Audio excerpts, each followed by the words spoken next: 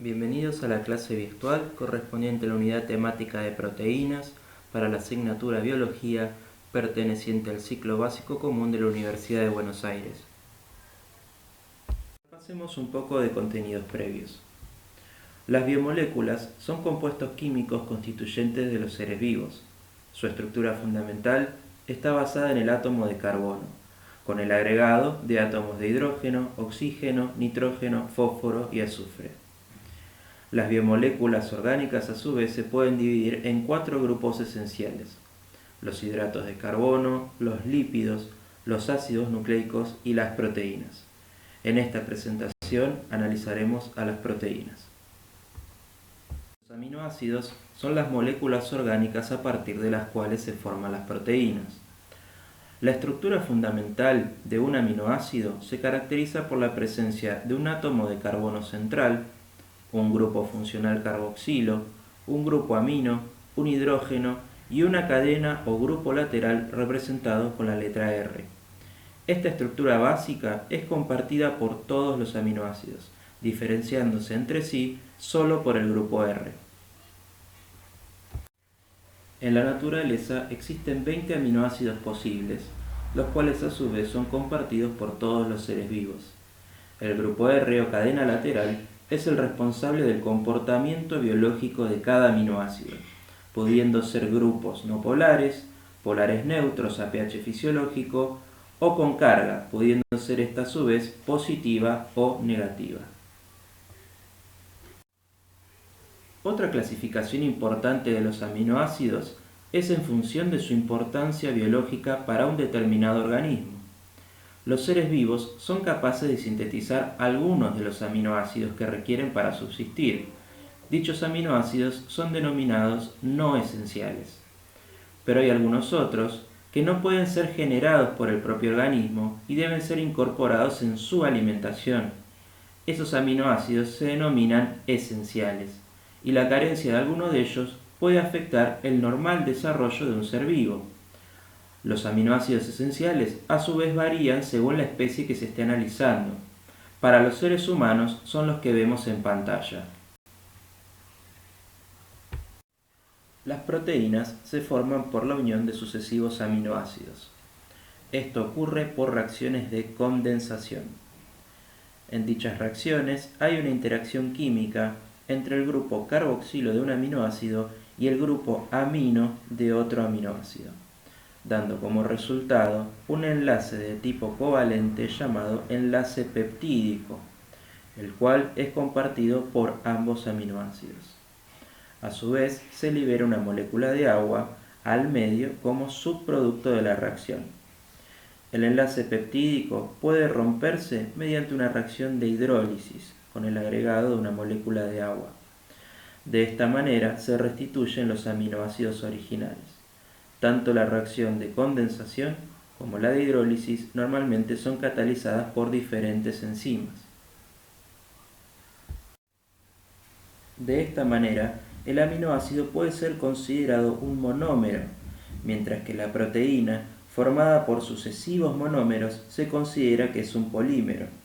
Esto es similar a lo que vieron en el capítulo de hidratos de carbono entre la glucosa y el almidón. Los oligopéptidos son moléculas constituidas por 2 hasta 10 aminoácidos.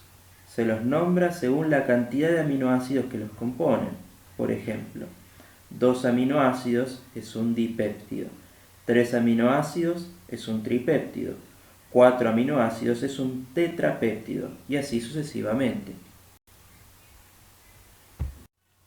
Las proteínas tienen 4 niveles de organización de complejidad ascendente denominados estructuras. Están la estructura primaria, la estructura secundaria, la terciaria y la cuaternaria. La estructura primaria de una proteína está dada por la propia secuencia de aminoácidos que la componen. La cantidad, el tipo y el ordenamiento dentro de la secuencia son los determinantes para poder diferenciar una proteína de otra. Por lo tanto, 2 proteínas pueden tener los mismos aminoácidos, pero si tienen diferente secuencia en su estructura primaria, se comportan como moléculas distintas.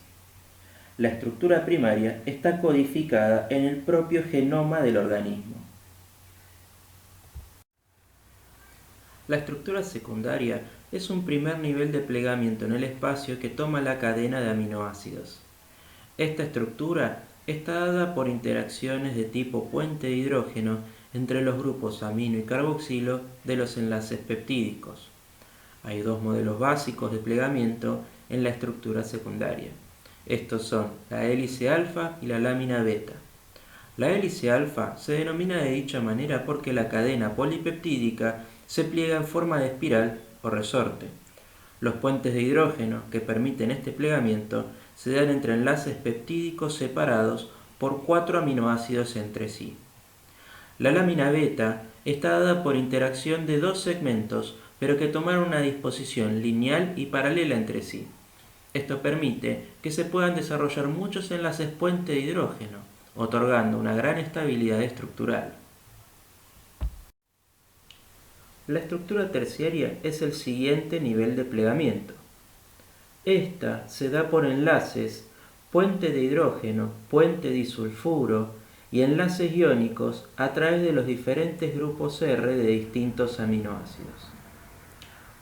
Otros tipos de interacciones responsables del establecimiento de esta estructura son las de tipo hidrofílica e hidrofóbica. Las proteínas normalmente se encuentran en un medio acuoso. De esta manera, los aminoácidos con grupo R hidrofílico se van a concentrar en el exterior de la molécula, mientras que los hidrofóbicos en su interior.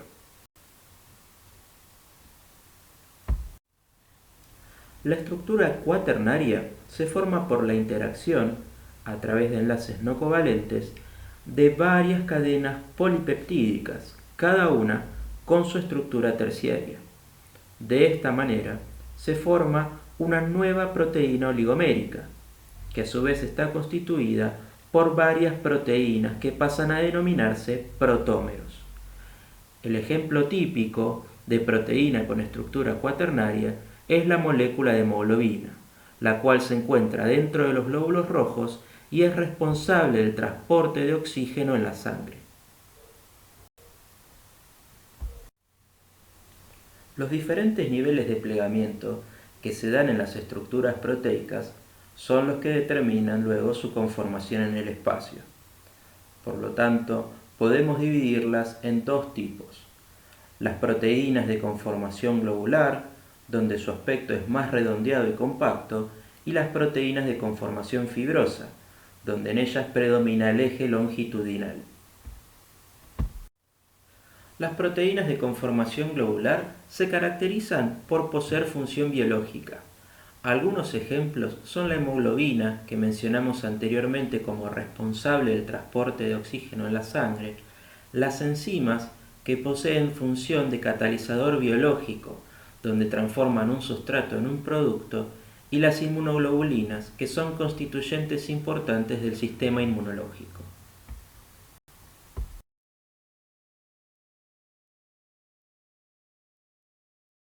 Las proteínas fibrosas o escleroproteínas están constituidas por cadenas polipeptídicas ordenadas de un modo paralelo a lo largo de un eje longitudinal, formando fibras o láminas.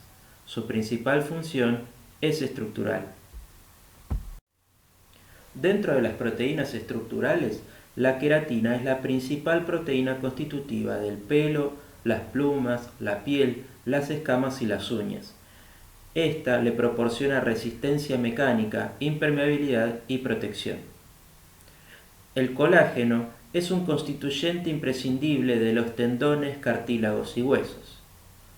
Por su parte, la elastina es una proteína flexible que confiere elasticidad y se encuentra principalmente localizada en el tejido conectivo de estructuras y órganos como la piel, los ligamentos o los vasos sanguíneos. Como pudimos analizar anteriormente, las diferentes funciones de una proteína van a estar determinadas por su estructura y su conformación. Estas, a su vez, pueden verse afectadas por dos mecanismos distintos: la desnaturalización y la hidrólisis. El normal plegamiento de una proteína en sus estructuras secundaria, terciaria y cuaternaria determina su conformación específica o nativa, pudiendo ser esta fibrosa o globular. Una proteína se considera desnaturalizada cuando perdió su conformación nativa, impidiéndole cumplir su función original. Esto significa que perdió sus distintos plegamientos, quedando solo como una estructura primaria. Distintos fenómenos, como cambios en la temperatura, radiaciones ionizantes, cambios en el pH del medio, acciones mecánicas o incluso sustancias químicas, se comportan como agentes desnaturalizantes. Dependiendo de la intensidad o duración del estímulo y la gravedad de su efecto en la conformación de la proteína, la desnaturalización puede ser reversible o irreversible. Entonces, por ejemplo, variaciones leves de temperatura en cortos periodos de tiempo pueden ocasionar una desnaturalización reversible, una vez que haya pasado, claro, un tiempo prudente luego del estímulo. Un ejemplo de ello son las planchas de calor para el pelo.